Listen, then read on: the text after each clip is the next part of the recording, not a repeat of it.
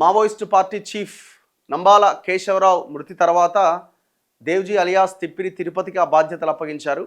So ఇంతకాలం వీళ్ళంతా కొంత తెలంగాణ ప్రాంతంలోనే తలదాచుకుంటూ వస్తున్నారు. బీజేపీ పాలిత రాష్ట్రాల్లో ఇంకా అవకాశం లేదు. సో ఇక్కడ కాంగ్రెస్ ఉంది కాబట్టి కొంత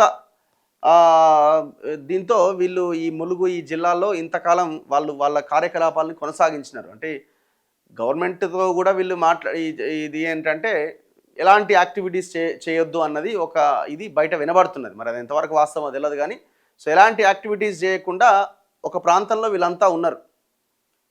సో ఇంకా ఇప్పుడు మార్చి 31 అమిత్ షా పెట్టిన డెడ్ లైన్ దగ్గరికి వస్తుండడంతో వాళ్ళు కూడా అలర్ట్ అవుతున్నారు. ఎక్కడ ఉన్నారు వీళ్ళంటే తెలుసుకున్నారు, ములుగు ఈ మేడారం ఈ ప్రాంతంలో ఉన్నారు అని. వాళ్ళు అలర్ట్ అయ్యి సోదాలు ఇవన్నీ రకరకాల ఇవన్నీ చేసే ప్రయత్నం వాళ్ళు చేస్తున్నారు. సో ఈ పరిస్థితులు ఇంకేం చేయాలి? వాళ్ళ అవకాశం ఏమున్నది? లొంగిపోవడం తప్ప ఇంకేమైనా అవకాశం ఉందా? కష్టం. ప్రాణాలు దక్కించుకోవాలి. మీరు ఇంతకాలం చేసినటువంటి పోరాటము, కుటుంబాలను వదిలేసిన త్యాగం, ఇవన్నీ ఇంత గొప్ప ఇది చేసినప్పుడు అదే ప్రజల్లోకి వచ్చి అదే పని ఇక్కడ చేయొచ్చు కదా అనే ఒక చర్చ కూడా స్టార్ట్ అయింది. మేధావులు కూడా మీరు లీగల్ మార్గాల్లో ఏం చేయాలని ఆ పని చేసే ప్రయత్నం చేయండి, ఇంకా ప్రాణాలు కోల్పోకండి, వాళ్ళు ప్రాణాలు తీయడానికి రెడీగా ఉన్నారు అన్నది మేధావులు వీళ్ళంతా రిక్వెస్ట్ చేస్తున్నారు. సో దీంతో వాళ్ళంతా లొంగిపోయినట్టు కనబడుతున్నది. దేవ్జీ లొంగుబాటు, మావోయిస్టు అగ్రనేతతో పాటు మల్లా రాజిరెడ్డి సహా 25 మంది అట. మల్లా రాజిరెడ్డి ఎవరు?